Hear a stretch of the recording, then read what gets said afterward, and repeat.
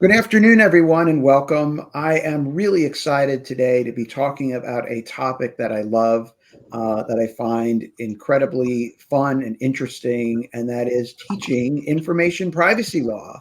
It's something that I've done now for about 24 years, so I feel old. And I've assembled an all-star cast. I could have a sports team here of, I think, some of the very best leading privacy scholars and teachers, uh, some of whom have been teaching this course much longer than I have, some of whom are teaching it more recently, but a variety of different perspectives on teaching this course, which I have seen grow over the years, being taught in more and more law schools, but still there are quite a lot of law schools that don't have a course. So a big plug, in my view, that every school should have a privacy law course. Actually, more than one course, I hope. But in this session, we'll discuss our courses, how they are similar and different, and some thoughts on teaching this really fascinating topic. I'm joined, and I'll go around to have everyone talk about their course. I'm joined by, and I'll just do the briefest of introductions because I'd love to just spend our time talking. So we're joined by Anita Allen at Penn, Alicia Solow-Niederman, my colleague at GW, Jolynn Dellinger at Duke, Lior Strahilevitz at Chicago, Jerry Peters at Kansas, Margot Kaminski at Colorado, and Bill McGeveran at Minnesota. And I have assembled also my competitors. Several folks here have casebooks. I have a casebook, and they have casebooks that compete with mine. So may the best professor win. But we'll definitely have very different perspectives because we have different books, and we teach from different books with the very different approaches. So I'd like to begin and actually start with you, Anita. And the question I'd like to ask everyone, but to start with you, is tell me a little bit about your course and what topics you cover and your general approach to teaching privacy. Well, there are two very different privacy law courses that I've taught in recent years. The basic privacy law course that would interest, I think, almost any law student is a course in which we start off with the common law privacy doctrines and the right to publicity. We move on to constitutional privacy doctrines, 14th Amendment, but also First, Second, Third, Fourth, Fifth, and 14th Amendments are considered privacy law. And then we discuss regulatory privacy law, focusing on the major federal statutes. And from time to time, I would include a state statute. I think today I need to include a lot of state statutes, but historically, I would just teach federal. And then I have a focus on some major international privacy standards and laws, some of the UN doctrines, but also some of the doctrines coming out of the EU, the GDPR, of course, now, but in the past, the directive. So that would be the course. And I was at one point one of your competitors for textbooks, Dan, because I had a textbook published by West Publishing Company. The last edition was 2017, and I don't intend at this point to continue that particular textbook. But it was a great way to teach in 1,500 pages a broad survey of privacy law.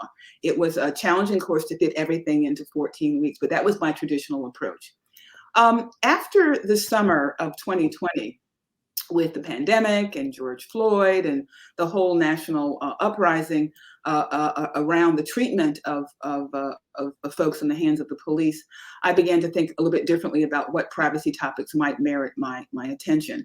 And I was asked by the IAPP, to International Association of Privacy Professionals, to talk to their board about race and privacy. And I realized at that moment that I hadn't been teaching my students much about race and privacy. So with the help of some colleagues around the country, including Professor Peters, who's on this call, I began to think harder about race and privacy and to develop a course that was called Privacy and Racial Justice. And in this course, a much smaller course, which is of interest to a smaller array of students, I would focus on everything from the concept of privacy as it played out during the period of enslavement, to the overlap between privacy and civil rights, to contemporary issues around the treatment of African Americans in the hands of the police and other ethnic groups as well. The course had sections that dealt with Japanese Americans and Hispanic Americans, immigrants, and so forth.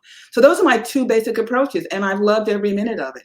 As you know, Dan, I started teaching privacy law in 1985, and I was one of the very first American law professors to teach an entire course devoted to privacy law, and what one teaches has had to change. I could talk more later if you want about how those early courses from 1985, 1990, what they looked like, given that we didn't have ECPA, we didn't have a HIPAA, and we didn't have so much of what we think of as privacy law today.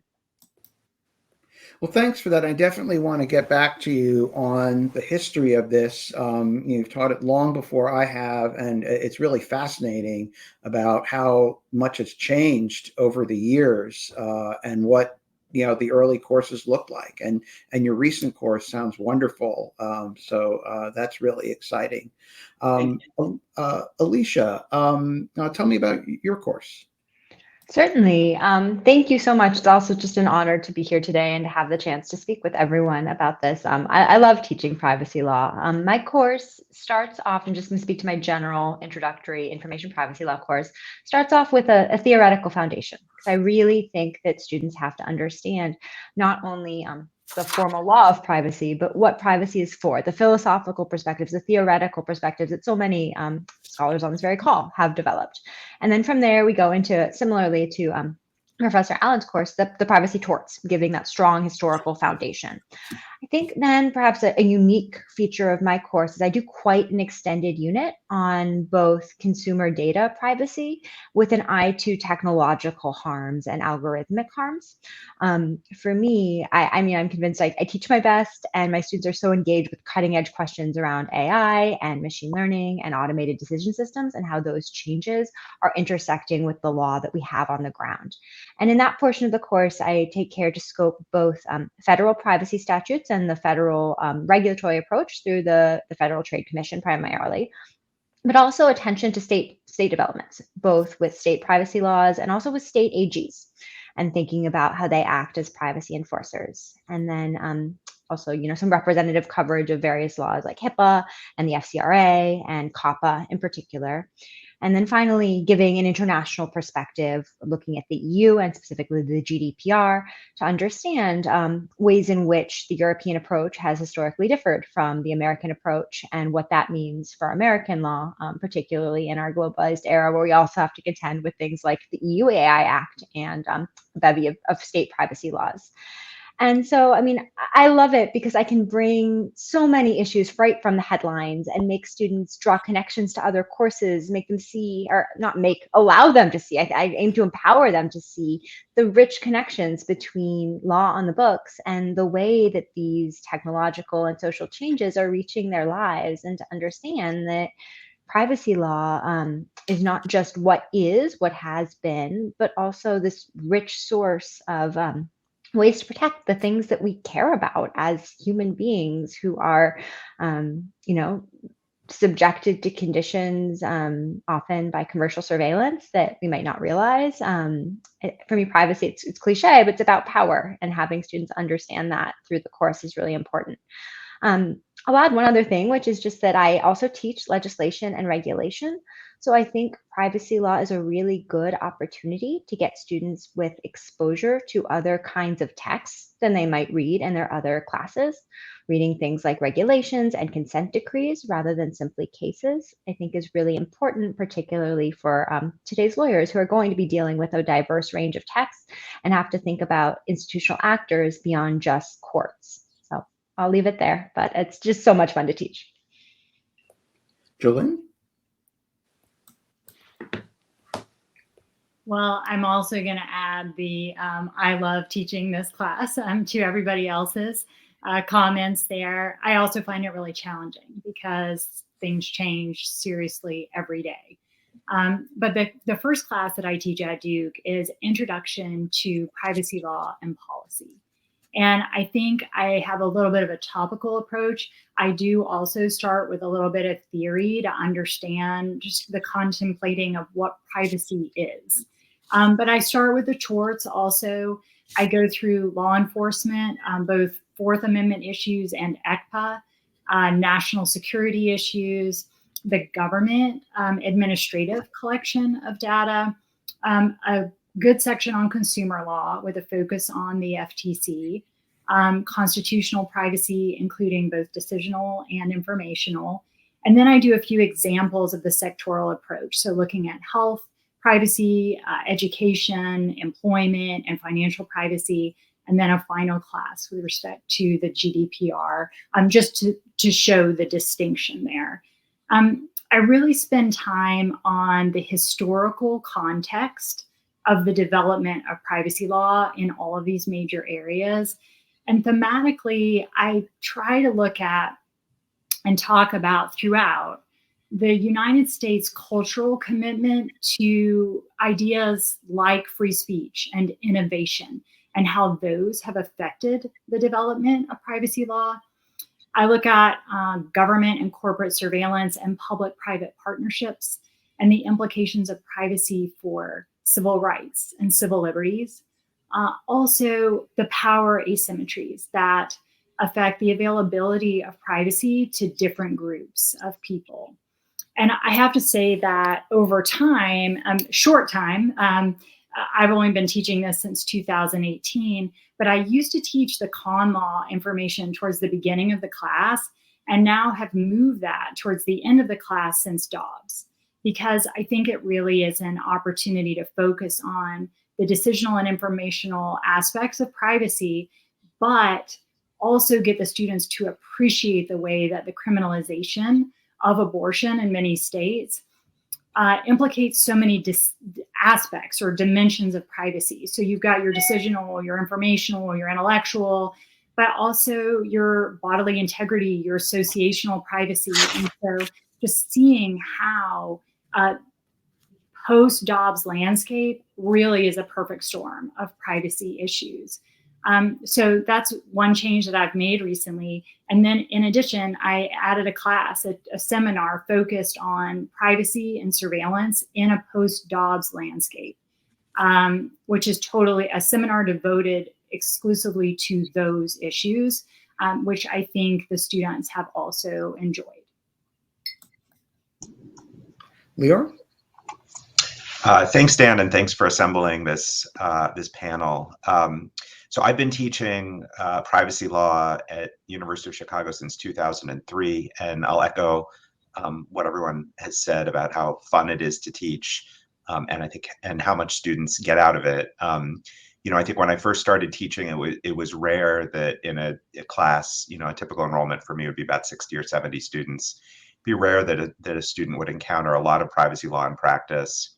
And now a substantial percentage of the students who take the class go on to work on privacy in litigation or as transactional attorneys. And this has just been a huge area of growth. I think the way I would describe my class mostly mirrors what's been said before. So I'm just going to highlight a couple of things that I do differently in my syllabus. One thing that I do a little bit differently, and I started to do about 5 or 6 years ago, is rather than leaving the international privacy law for the end of the class, which I think is what Dan and Paul's casebook does, which is what most of the casebook does, I try to integrate it throughout the course so that students can get a comparative perspective.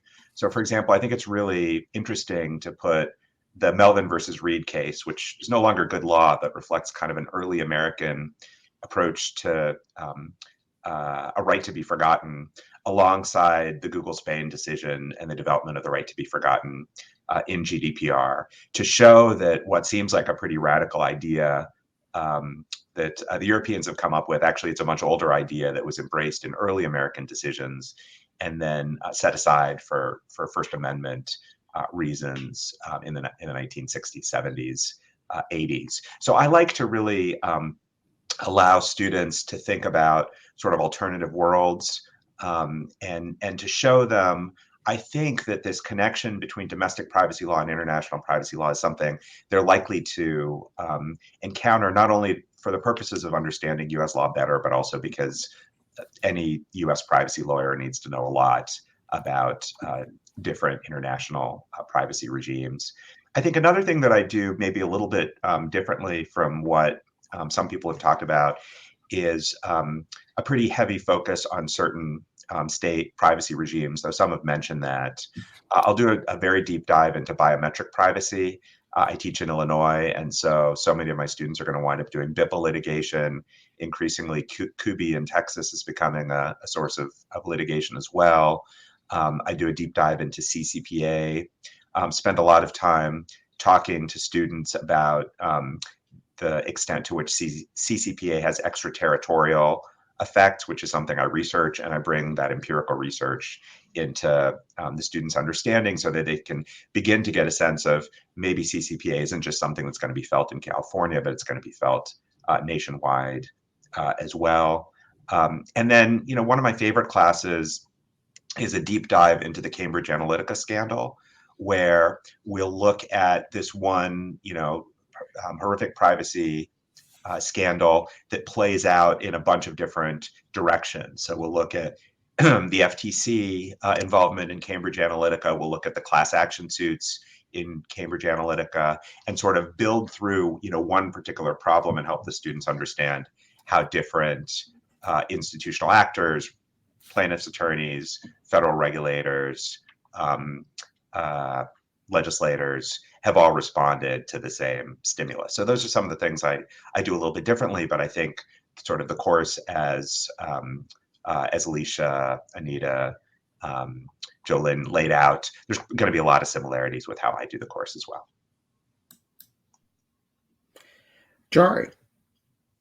Hi, so thanks so much, Dan, for coordinating this. I would like to second everything that my colleagues have said about how fulfilling it is to teach privacy. I'm fairly new. I've only taught privacy since 2020 here at KU when I joined the law school. And the courses that I teach, both of the courses I created for the school. So it's Intro to Privacy and the Practice of Privacy. I joined the law school after about 13 years as a privacy compliance and corporate compliance and ethics officer and practitioner that was really focused on privacy and, as I said before, corporate ethics, but in academic medical centers. And so my approach to the course, the two courses that I teach, are a bit interdisciplinary. So I, as a couple of other people have said, I do start with history. I start with sort of with the theoretical foundations of privacy, but I really lean into the history of privacy as it developed domestically in this country, starting with the Revolutionary War, and thinking about why why the founders were so adamant about the Fourth Amendment. And so that's sort of like our touchstone. But because I use Bill's book, and I have used Bill's book for the past 3 years, this one, yeah. I also go through con law, torts. There's great coverage.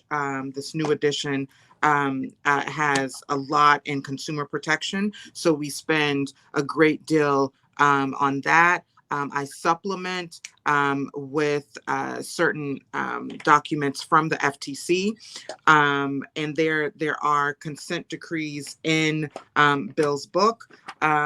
Prior to using Bill's book, I did use Anita's book, Privacy Law and Society. That was the book that I used the first, I think, two no, the first 2 years that I taught here, I used Anita's book, and it was fantastic as well. I think it's important just to, as I'm thinking about what's unique about my course, it is important to sort of help students understand how privacy is not just about emerging technology or not just about data privacy. And so one of the first things that we do in the course is we read 3 articles. The first one is the about 8 pages on understanding privacy, which is obviously your book, Dan. So we read those first pages to try and understand how privacy is not just one thing, right? And so we think about those different categories that you raise. And then we read An Ethical Duty to Protect One's Own Information Privacy by Anita Allen, of course. And we think about this concept of what is self-regarding versus other regarding duties and how those intersect. And lastly, we read Julie Cohen's What Privacy is For.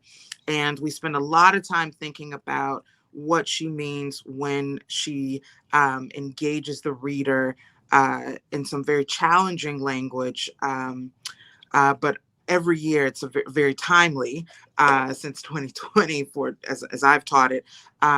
She uses words like modulation, informed citizenry, breathing room.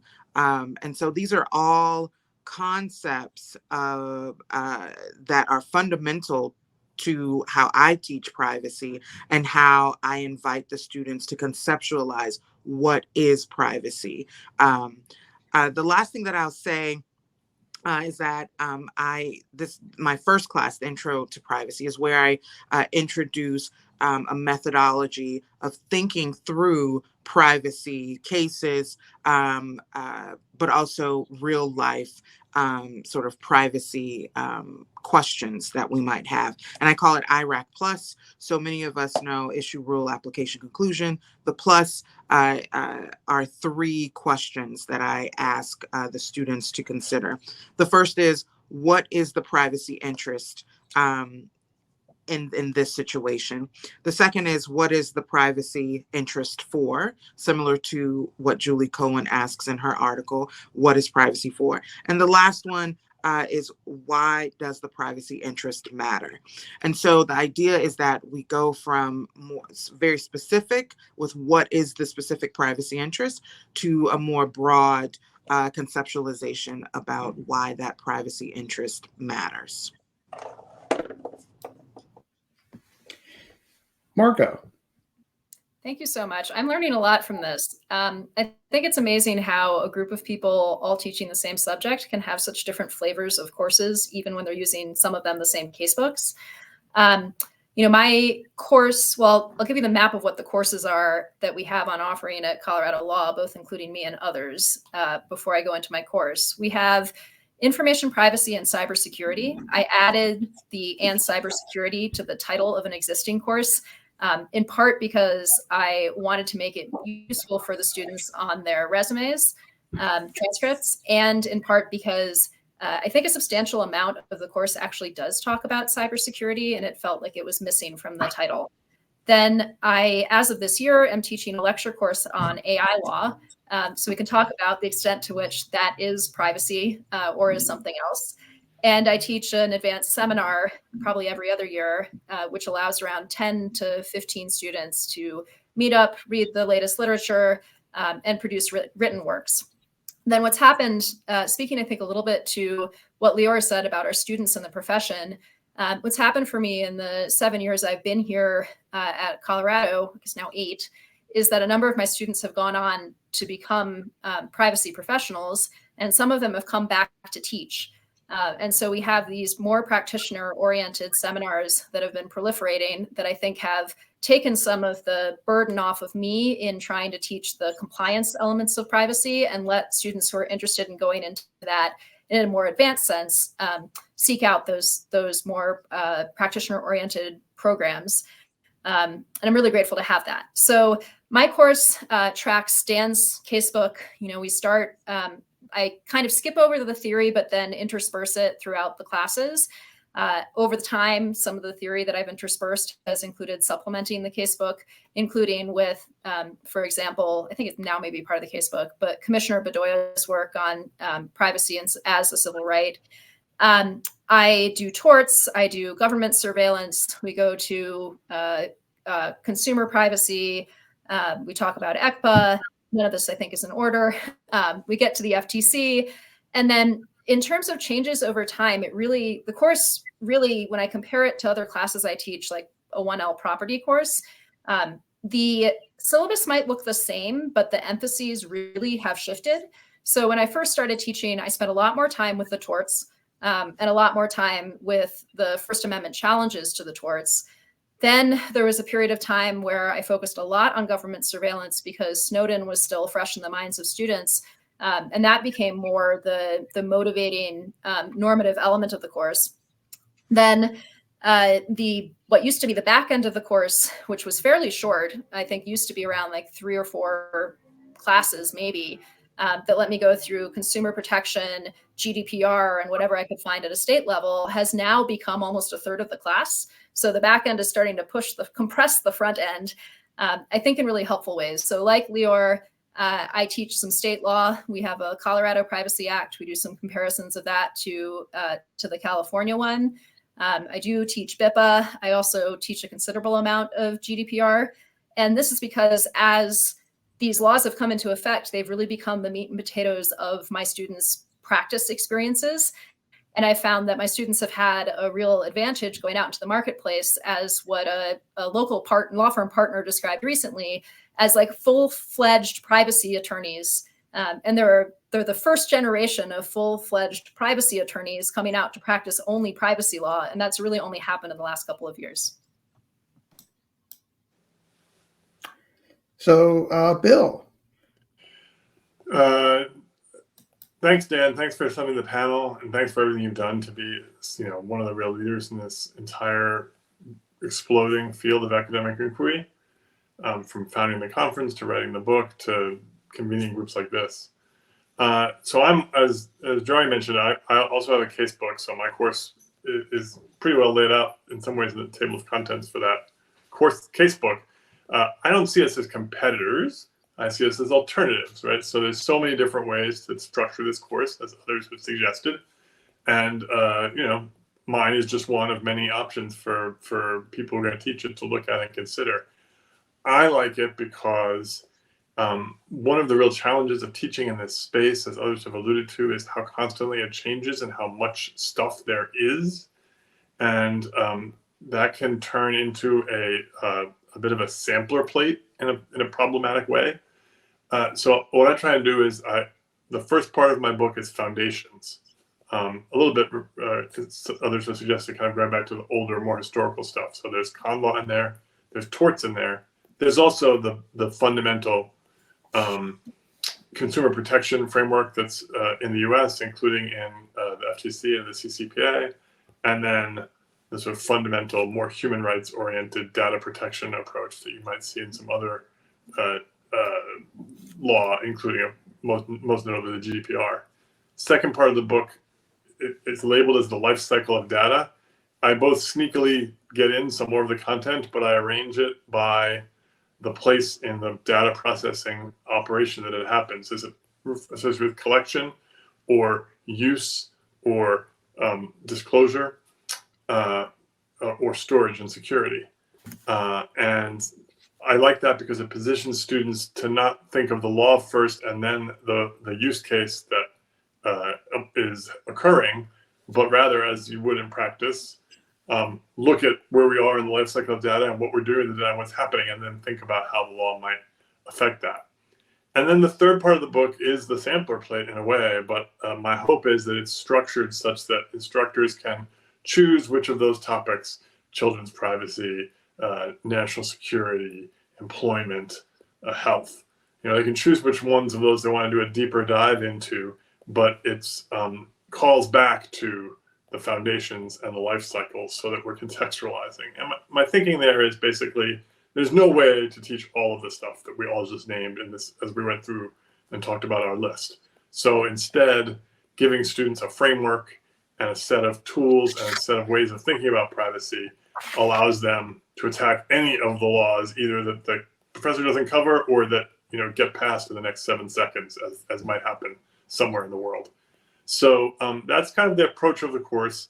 And then the only other thing I'll mention is that I also have frequently taught a ride-along course. So I usually do a 1-credit additional class that someone who takes my privacy course or another of our privacy courses can do, which we call the Privacy Law Practicum. But what it really is a 1-credit opportunity to learn more about the profession, hear from guest speakers and others who are involved in privacy law on the ground, both to talk about the substance and also to talk about sort of their career path and their view of where the world is going. And the idea is that it's also connected with the IAPP's Pathways program, so that it sets those students up to take IAPP certification exams and to have that credential. So it's aimed at students who really want to go into this field as their employment choice. And we've had really great success landing students all kinds of fun and interesting and important jobs from that practicum out in the field. So I think I'll stop and say that. I'll say I'm the dean now. I just became the dean of the law school, but I am teaching privacy law this spring. So I'm still going to keep teaching, and that's the course of all the courses that I could teach. That's the one I'm going to teach. So thank you all, and I guess what is really amazing and impressive is just how different each course is. I'd love to take all your courses, and I feel like if I took each one, they'd be so different. Even courses that use my book would be vastly different. And I'll share with you a little bit about my course and what I do. It's evolved, but I've always I've always approached it with kind of trying to unite theory and practice, and how we conceive of privacy really has major implications for how we protect it, how we understand what the harms are. So in a way, I think I take an approach similar to the approach that Jari does about working from why do we care about privacy, why do we protect it, what harms are we trying to address, how do we understand privacy, and then how does that understanding carry through across different contexts. And that's something that I do is I cover a lot of different topics and look at how privacy plays out in different types of contexts, from privacy in the media to law enforcement to national security to health to government records. And then we talk about consumer privacy. We get into then data security and talk about the EU approach to privacy and the GDPR. I used to teach more subjects. In my book, I'm now teaching only about half my book, just because things have expanded so much. The book has grown a lot. In my very first edition was this softcover edition. They actually didn't give me a hardcover. They would only let me publish a softcover book. And my book now is about double the length and has a lot more stuff for each topic, because when I started, there weren't a lot of cases in a lot of areas. But I covered a wider array of topics. I covered the employment context and schools and other things that I just unfortunately don't have time to get to because I do a broad survey. But even the survey, I'm teaching now, probably less than half my book. So that's changed over time for me. And another thing that I try to do is I try to bring in some practitioners to give their perspective.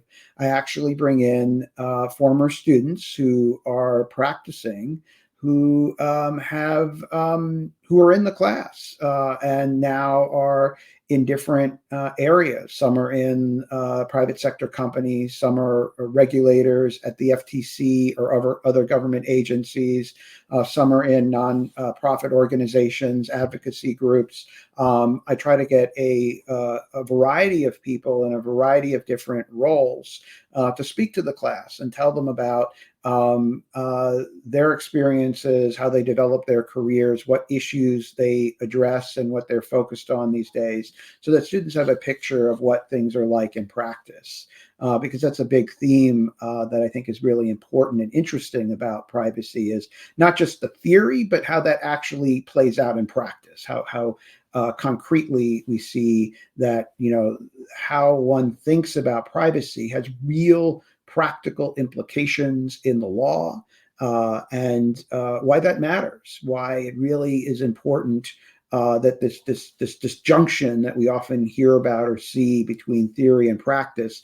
I think in privacy especially, we really can't separate them. It's really essential to think theoretically and also practically about these issues at the same time, and they really inform each other.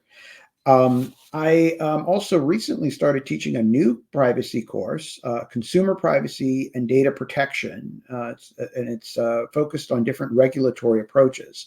And the way I've approached this new course is to work through the basic architecture of a privacy statute. Looking at each week, we look at a different dimension of privacy law. So in 1 week, we talk about, we start off just talking about the different approaches between the US and the EU, but then we drill down to look at issues like consent in privacy law, rights in privacy laws. We look at harm, the definition of personal data and sensitive data. We talk about how the laws are enforced. We talk about how they handle automated decisions, and so on. And so we're looking each week, we kind of delve deeply and look comparatively at how the different laws address these issues and how they compare and contrast. And so that is this new course that I've just started teaching, and I'm really loving teaching it. So that's kind of in a nutshell what I do and have been doing.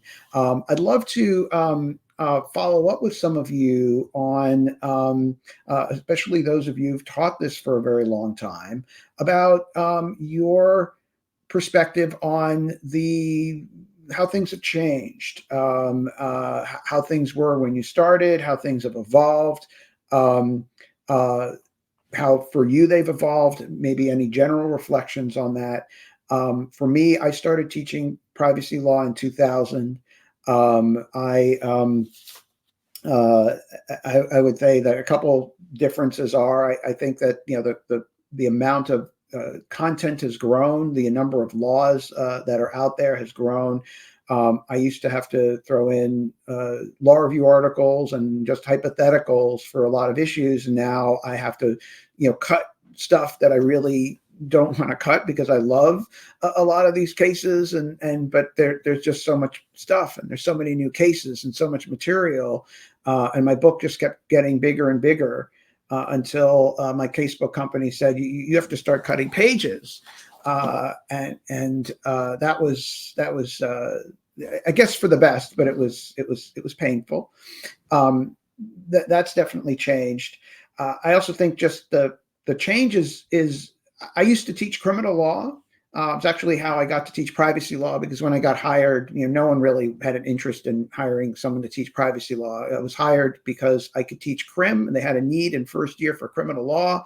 And basically the thing was, as long as I teach criminal law, you can do what you want. You want privacy, great, as long as you teach criminal law. Took me, about 20 something years to get out of criminal law, but I finally got out.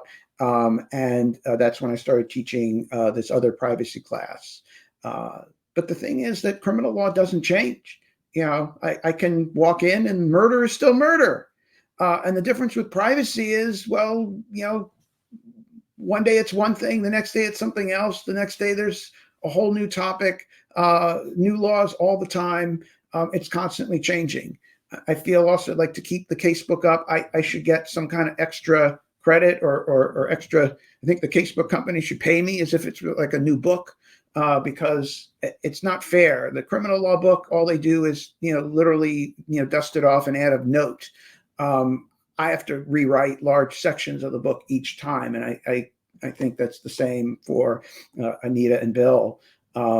So it's exciting. It keeps it interesting, but it's also a challenge, just how much it changes. But anyway, I'm curious. I'd like to start, go back to you, Anita, on your perspectives on what it was like.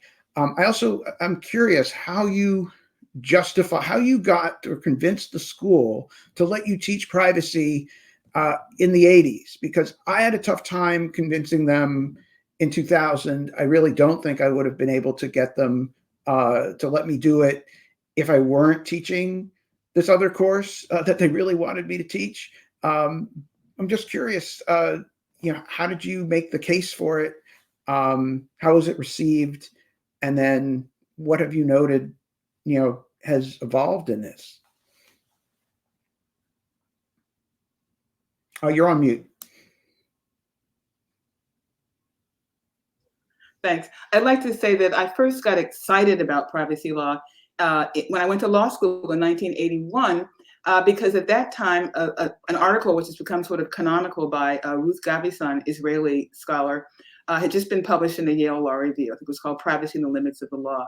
And everybody at Harvard was excited about it. Martha Minow, I think, advised me to take a look at the article, which I did. And her article had a huge impact on my conceptualization of privacy and some of the issues that were controversial in the privacy law of the time, the emergent privacy law of the time. So when I became a law professor 5 years later in 1985, I was very interested in, on the one hand, in the history of privacy law and its theory and its links to philosophy, the philosophy of privacy, which was the developing area in the 1970s. Interested in all of that, and that was my juice. That was the source of my juice for and passion for privacy law. So I wanted to design a course in which I could engage some of these issues discussed by people like Judith Thompson or James Rachels or Charles Freed or Ruth Gavison. And so I developed a course that had a little bit of that intellectual work in the background. And I gathered materials on tort law and constitutional law and the few statutes that were around at the time. And that became the basis of my course. It's hard to explain to young people today how important wiretapping was as an issue in the 1960s and 70s and 80s when I was getting started.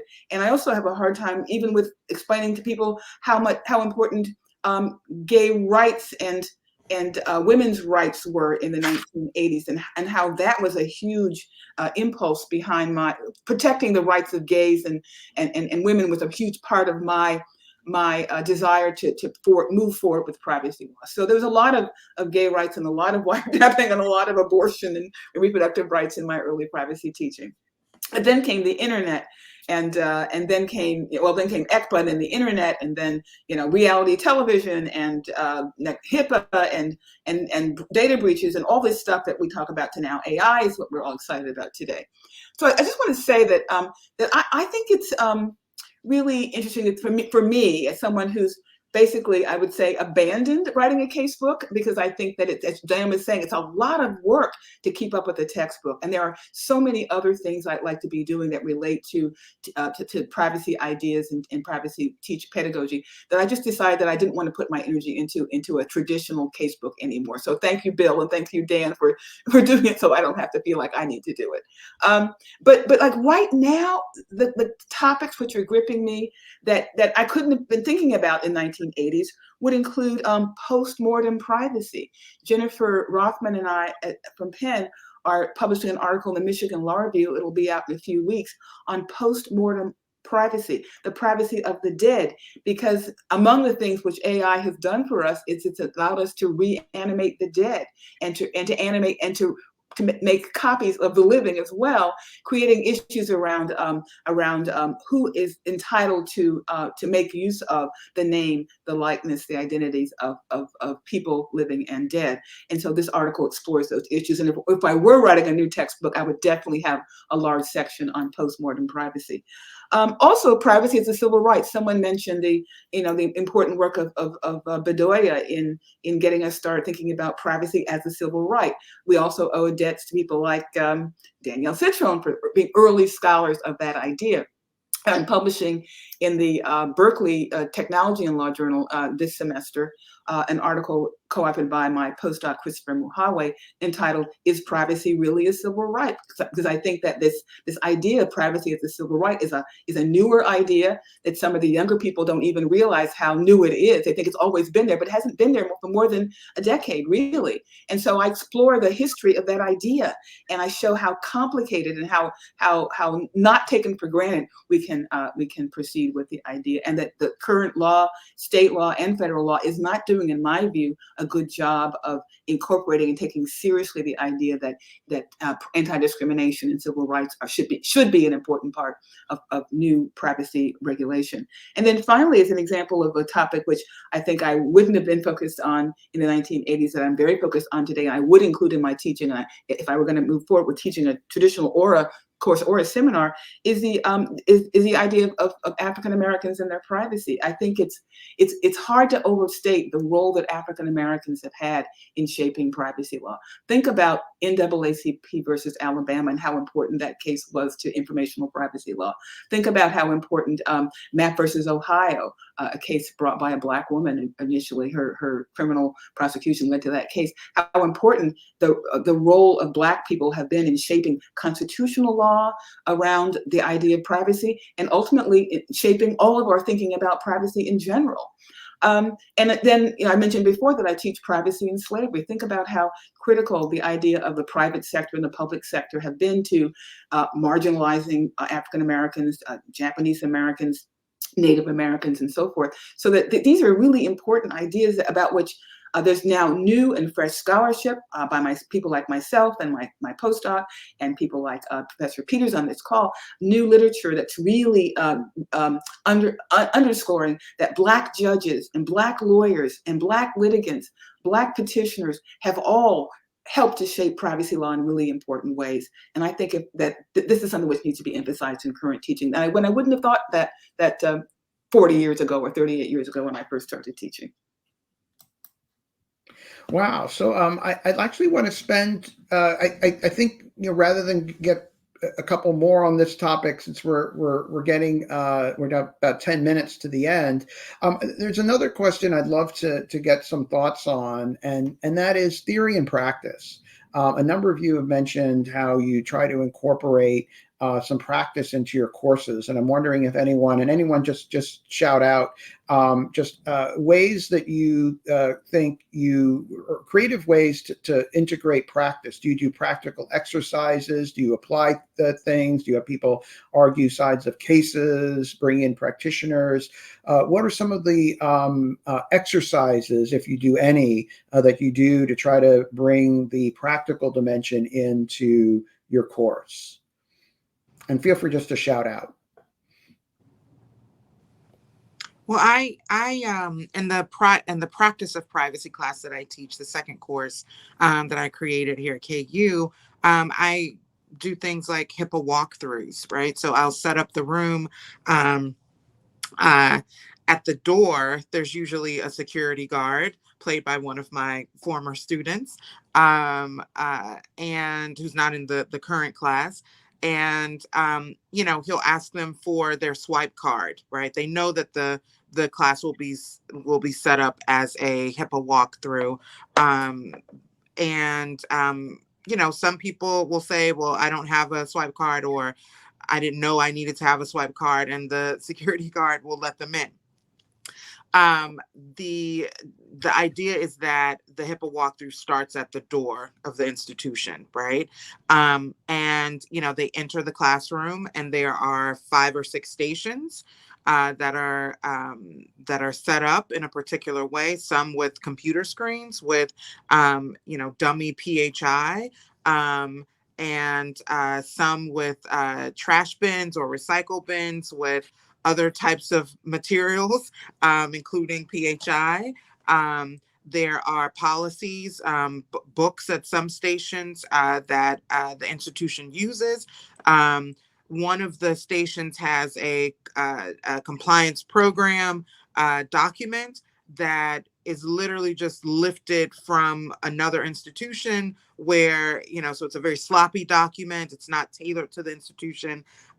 So those are some things that one of the major sort of practical exercises that I have in the practice for privacy course. In the intro to privacy course, we usually I have on the exam an essay where I invite them to, and it's partially done outside of class, but where I invite them to rewrite a case or a part of a case. So those are two kind of, I think, pretty practical ways of engaging students. I do group problems. I'll just be quick. I do group problems. I give them the kind of situation they would have in practice, whether it's like what elements need to be in our privacy policy given these facts, or what types of law, issue spotting, which kinds of law if I have this business idea, what kind of law might influence it. And I put them in groups. Those are just a small way of making sure they're applying what they're learning to a pragmatic situation. Alicia? Yeah, I'll jump in. I mean, I also, almost every class, or at least every other class, I take something from a recent headline that relates to a topic we're covering, and we spin out a hypo based on it. We recently did one based on, virtual reality glasses, and thinking about what issues that raised and what tools in the privacy toolkit we learned about we could apply. And then also, I think that helps illustrate where there are gaps, and where this is how far our privacy law stretches now and where it's not. And then I also, we could do a whole class that's a practice exercise based on a pretty famous privacy violation, as well as bring in practitioners a few times, especially on health, privacy, and data security issues. Anyone else want to share anything in this regard? So the other question I'd like to end is just generally kind of what is your thinking and advice going forward to someone who might be considering teaching this course? What advice would you give them in terms of how to structure it, how to think about it, how to prepare for it, how long it should be, 2 hour, 3 hour seminar, not seminar? Any thoughts or advice you would give to a new person starting out to teach this course from what you've learned works or doesn't work? I'd say identify your audience or understand who your audience is, because a lot of the things that might be interesting for us as researchers aren't necessarily coextensive with what our students really actually need to get. So again, I talked earlier about my course's shift from focusing on a lot of First Amendment stuff, which really matters to me in my research, to really focusing more on the compliance element of this with a lot of practical experience and practitioners who come in to talk to them about transaction drafting. The other thing I'd say is that you need more credits than your law school wants to give you. So at this point, I'm teaching privacy as a 3-credit class. I could teach privacy as 2 semesters of 3-credit classes, but I can't convince my associate dean. So instead, I've spun off other similar courses, and that's kind of how I cabin the materials and try not to cram too much into one semester. I'll pick up where Margot left on. I do think it's really important if there's multiple people on your faculty, be they full-time faculty members or lecturers from the adjunct faculty, to try and coordinate as much as possible so as to eliminate that kind of overlap. I think unlike maybe all of the other law schools on this call, I teach at a school with the quarter system rather than the semester system. So we've typically only got 8 or 9 weeks to cover privacy versus 14 or 15 at a semester school. That's a challenge. That's increasingly become a challenge over the years as there's just so much more law to cover. And so the only way to make that workable is to really get a sense of what other classes most of my students have taken. And then, there may be really important stuff for me that's constitutional decisional privacy or Fourth Amendment privacy. I'd really like to cover it. It'd be great, but I have to cut some things. And from surveying students, I'll know that maybe 80% of them have taken a criminal procedure class and will have encountered, the case law and what constitutes a search, and 80% of them will have taken an equal protection and due process class. So they will have gone through the constitutional reproductive privacy cases. And so I just say, okay, you can't do everything. I'd rather do what I can cover really well, rather than just trying to give everyone an information overload that's all about breadth and not about depth. The only other thing I'll say too, I've started in the last couple of years teaching a class with a computer scientist that has half JD students enrolled and half computer science PhD students enrolled. We call it Advanced Topics in Law and Computing. And what's really struck me from teaching privacy law concepts in that seminar to computer scientists is that you really don't need a lot of law background in order to make individual pockets of privacy law comprehensible and to get people really interested and animated in those issues. So I think doing all the background at the front end about why is privacy there, privacy theory, that's all really valuable. It's a luxury, though. It's not absolutely necessary.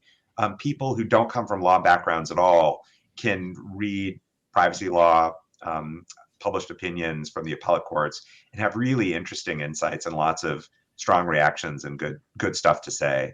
So if you can only get 2 credits, it's still worth it.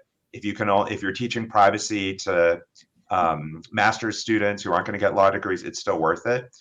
This material is just so rich and comprehensible to people with lots of different educational backgrounds is what I've found from teaching that hybrid class. Can I just add, Dan, that I've taught privacy law also in Japan twice and also in Israel.